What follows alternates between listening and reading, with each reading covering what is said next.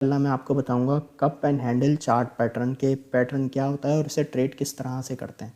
ठीक है, आ जाएं। पहले आपको ज़रा इसकी समझाऊं कि किस तरह से ये होता है, फिर आप लोगों को मैं इसे लाइव चार्ट पे दिखा दूंगा। अच्छा, cup and handle chart pattern, अगर इसके हम नाम पे जाएं तो कप और हैंडल यानी एक कप का यहाँ पे ऐसा पैटर्न जो एक कप की तरह दिखाई दे। ठीक है, अब ये परफेक्टली तो आपको अगर देखोगे चार्ट में तो ऐसा बिल्कुल आपको कप नज़र नहीं आएगा। जब आप प्रैक्टिस करोगे ना आप समझोगे कि किस तरह का कप कैंडल्स के अंदर आपने देखना है। ठीक है, तो आपको समझ आएगा। अच्छा, यहाँ पे क्या होगा, ये जो cup and handle chart pattern है ये एक बुलिश पैटर्न होता है। ठीक है, अब ये किस तरह से बनता है, किस तरीके से कैंडल्स में, वो यहाँ पे पहले मैं एक ड्राइंग बनाने की कोशिश करता हूँ ताकि आपको थोड़ा समझ आए। समझे, प्राइस एक रेजिस्टेंस पे है और वहाँ से प्राइस ले रहा है रिजेक्शन। ये लेकिन यहाँ पे जैसे हम और दूसरे पैटर्न्स में देखा है वहाँ पे यूँ जैसे स्ट्रेट प्राइस नीचे आता है, इसके अंदर कप एंड हैंडल के अंदर किस तरीके से कैंडल्स जो है यहाँ पे बिहेव करती हैं।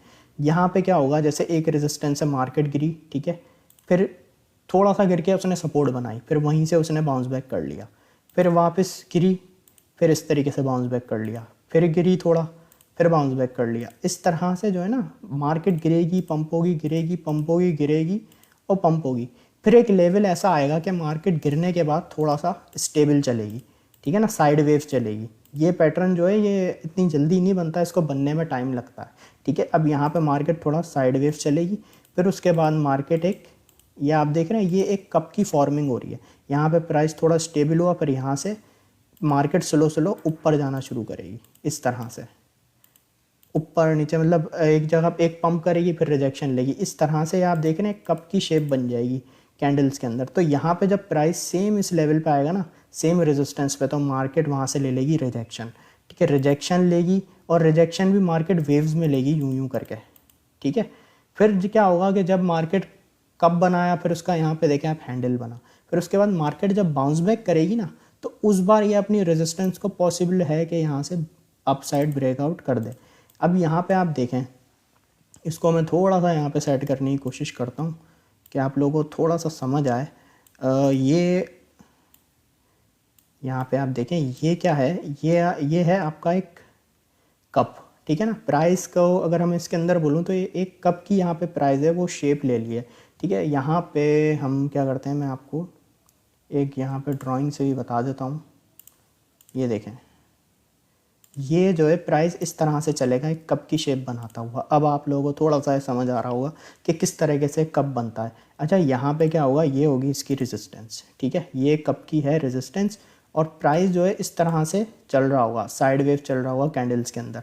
एक लेवल पे आके प्राइस लेगा रिजेक्शन, जो इसका सेम रेजिस्टेंस है ना, जहाँ से इसने एक ड्रॉप लिया होगा, जहाँ से इसके कप की फॉर्मिंग स्टार्ट हुई होगी, वहाँ से प्राइस ने यहाँ से रिजेक्शन ली और यहाँ पे प्राइस गिरता रहा, फिर थोड़ा साइड वेव चला और उसके बाद यहाँ पे वापस अपनी रेजिस्टेंस पे आया। फिर इसने जो है ना यहाँ पे कप बना लिया, फिर उसके बाद इसने रिजेक्शन ली और थोड़ा सा प्राइस ऊपर नीचे चला और यहाँ पे इसका हैंडल फॉर्म हो गया।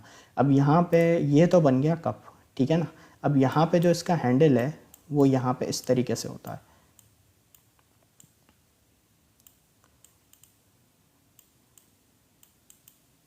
इस तरह से यहाँ पे मैं आपको लाइन मार्क करके दिखाता हूँ, इस तरीके से इसका हैंडल बनेगा। ठीक है ना, अब आप ये देखें, ये आपको एक कप की शेप में दिखाई दे रहा होगा प्राइस। इसको मैं यहाँ पे ब्लू कर देता हूँ। ये देखें, अब आपको ये जो है ये एक कप की तरह दिखाई दे रहा होगा कि यहाँ से प्राइस गिरना शुरू हुआ, फिर पंप हुआ, डंप हुआ, पंप हुआ, डंप हुआ, फिर साइड वेव चला, फिर स्लो स्लो वापस इसी तरीके से बाउंस बैक हुआ और सेम फिर इसने अपनी रेजिस्टेंस से रिजेक्शन ली और फिर थोड़ा गिरा, फिर थोड़ा साइड वेव हुआ, फिर पंप हुआ। तो ये आपको पैटर्न इस तरह से दिखाई देगा। ठीक है ना, ये इसकी फॉर्मिंग जो होती है ना उसको होने में टाइम लगता है, क्योंकि आप ये देखें कितनी कैंडल्स इसमें काउंट होंगी, कितनी बनेंगी, ये आपके ऊपर है कि आप इसे किस टाइम फ्रेम में देखते हैं। तो इस तरह से आपको कप एंड हैंडल पैटर्न दिखाई देगा। अब ये होता है बुलिश पैटर्न। अब इसमें आपने ट्रेड कैसे करनी है, आपने इसमें पैसे कैसे कमाने हैं, आपको ये दिख गया भाई ये पैटर्न बन रहा है। ठीक है ना, अब यहाँ पे एक चीज़ आपने ख्याल ये रखना है कि कप, ये जो कप की फॉर्मिंग हो रही है ना, ये आपको इस तरह से ही जैसे मैंने बनाया ना, प्राइस गिरा फिर उठा, फिर गिरा फिर उठा, फिर थोड़ा साइड वेव मूव हुआ, ये एक प्रॉपर जो है ना कप की शेप में आया है, तो इसको हम वैलिड कहेंगे। लेकिन अगर ये आपको कभी इस तरह से दिखाई दे, मैं आपको सामने एग्जांपल दिखा देता हूँ। अगर आपको कभी ये वी शेप में दिखाई दे ना इस तरह से, तो ये इसको आप वैलिड नहीं कह सकते कि कप एंड हैंडल है। वैलिड कप एंड हैंडल आपका जब होगा जब प्राइस गिरने के बाद थोड़ा साइडवे मूव हो, थोड़ा सा स्टेबल हो, फिर इस तरीके से बाउंस बैक करे। वी शेप में जब भी आपका होगा तो उसे हम वैलिड नहीं कहेंगे, ठीक है। तो इस तरीके से आपको cup and handle chart pattern दिखाई देगा। अब ये एक बुलिश पैटर्न है। अब आपने क्या देखना है कि भाई यहाँ पे जैसे ही मार्केट अपनी इस रेजिस्टेंस को कर दे ब्रेक, ठीक है ना, अपसाइड, तो आप लेंगे भाई एंट्री। अब एंट्री इसमें आप यहाँ तो फ्यूचर ट्रेडिंग करते हैं तो लॉन्ग की ले सकते हैं, और अगर आप स्पॉट ट्रेडिंग करते हैं तो आप यहाँ स्पॉट में बाइंग कर सकते हैं, ठीक है। अब यहाँ पे आपने क्या करना है, इधर से आपने लिए एक लॉन्ग की पोजीशन इस जोन से, ठीक है ना। यहाँ पे स्टॉप लॉस आप किस तरीके से सेट करेंगे, ये जो इसकी यहाँ पे सपोर्ट है ना हैंडल की, लास्ट सपोर्ट जो हैंडल की बनी होगी उससे थोड़ा सा नीचे आप यहाँ पे करेंगे अपना स्टॉप लॉस सेट, और इसका जो टारगेट कैलकुलेट होगा वो कप के सेंटर से आप मेजर करेंगे, या कप के अंदर जो इसका सबसे लोवेस्ट पॉइंट होगा वहाँ से मेजर करेंगे आप इसकी रेजिस्टेंस तक। और जब यहाँ से जैसे ही प्राइस ब्रेकआउट करेगा वहाँ से आप एंट्री लेकर इस तरह से अपने टारगेट को सेट करेंगे। तो ये एक अच्छे रिस्क टू रिवॉर्ड के साथ आपका cup and handle chart pattern यहाँ पे प्ले आउट होगा। तो इस तरीके से जो है ना ये आपको दिखाई देगा। इस तरह से आपने इसमें ट्रेड करके पैसे कमाने। अब यहाँ पर मैं आप लोगों को एक एग्जांपल दिखा देता हूँ लाइव चार्ट के ऊपर। ये देखें, अब आपको प्रॉपर ये क्लियर होगा।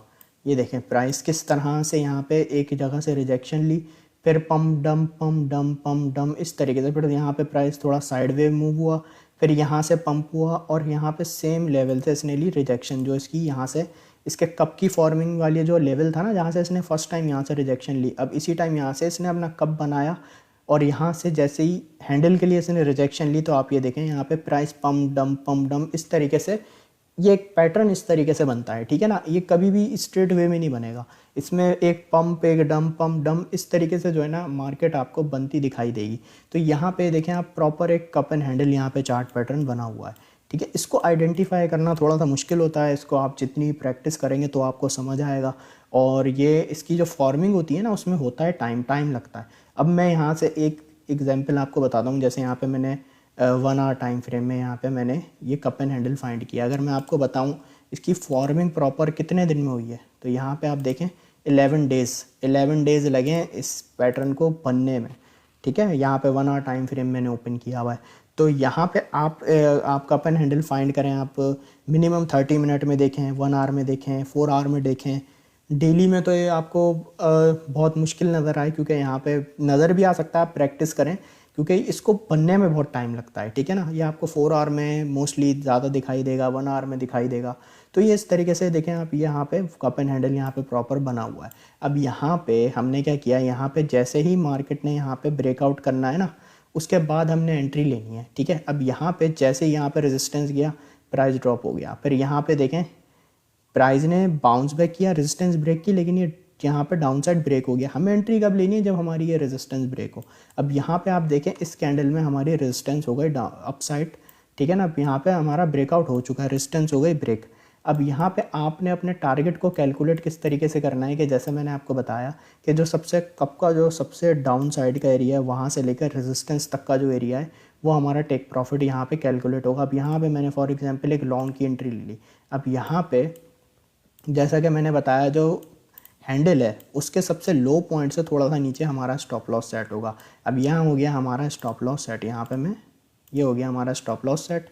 अब जो हमारी एंट्री है हमारी इस जोन से, इस जोन पे हमारी एंट्री, और जो टेक प्रॉफिट है वो यहाँ से मैं आपको कैलकुलेट करके बताता हूँ। ये हो गया हमारा टेक प्रॉफिट कैलकुलेट। अब यहाँ पे आप देखें कि ईजिली हमारा जो है यहाँ पे टारगेट अचीव हो गया एक अच्छे रिस्क टू रिवॉर्ड रेशो के साथ कैप एंड हैंडल के मुताबिक।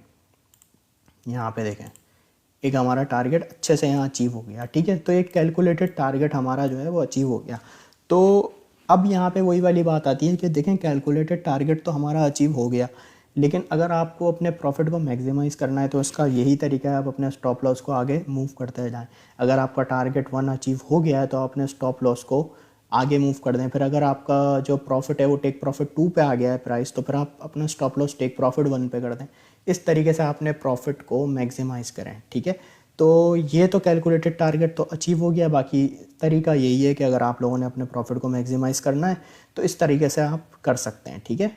तो आई होप आपको एक cup and handle chart pattern clear होगा। ये थोड़ा सा टेक्निकल है, आप लोग प्रैक्टिस करेंगे तो आप इसे फाइंड आउट करेंगे। ये मैंने एंड में इसीलिए रखा है क्योंकि ये थोड़ा सा डिफरेंट है ये वाला पैटर्न। शुरू में इजी पैटर्न आपको इसलिए पढ़ा है, तो इसलिए लास्ट में आपको ये वाला पैटर्न पढ़ा रहा हूँ। ठीक है, तो मुझे बताएं आपको समझ आया कप एंड हैंडल। इसकी वीडियो आपको गाइड सेक्शन में मिल जाएगी। ठीक है, इसको आप बार बार देखें और फिर चार्ट में प्रैक्टिस करें तो आपको समझ आएगा। अगर एक बार में ना समझ आए तो परेशान नहीं होना, आप प्रैक्टिस करेंगे ना फिर आपको समझ आएगा। ठीक है भाई, पैटर्न का मुझे बताएं मज़ा आया पढ़ने में।